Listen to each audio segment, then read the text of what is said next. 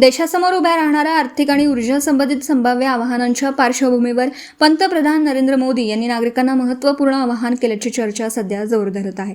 Online माध्यमातून झालेल्या संवादात नागरिकांनी आपल्या दैनंदिन जीवनशैलीत काही बदल करून देशाच्या अर्थव्यवस्थेला आणि संसाधन बचतीला हातभार लावावा असं आवाहन करण्यात आले आहे। यामध्ये परदेशी ब्रँडेड उत्पादनांचा वापर टाळून स्वदेशी वस्तूंना प्राधान्य देण्याचं सांगण्यात आलं। तसेच शेतकऱ्यांनी रासायनिक खतांचा वापर निम्म्याने कमी करून नैसर्गिक शेतीकडे वळावं असंही आवाहन करण्यात आलं।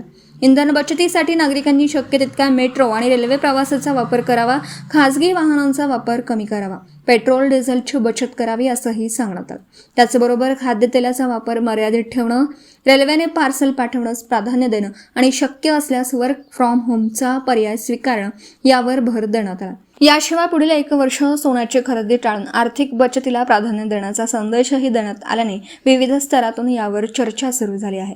या आवाहनाचा देशाच्या अर्थव्यवस्थेवर आणि सर्वसामान्यांच्या जीवनशैलीवर काय परिणाम होतो याकडे सर्वांचं लक्ष लागले आहे। साथियों, गोल्ड यानी सोने की खरीद एक और पहलू है जिसमें विदेशी मुद्रा बहुत अधिक खर्च होती है।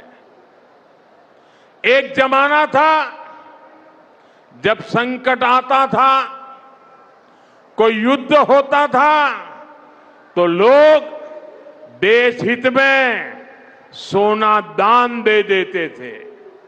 आज दान की जरूरत नहीं है, लेकिन देश हित में हमको ये तय करना पड़ेगा कि साल भर तक घर में कोई भी फंक्शन हो, कोई भी कार्यक्रम हो, हम सोने के गहने नहीं खरीदेंगे, सोना नहीं खरीदेंगे।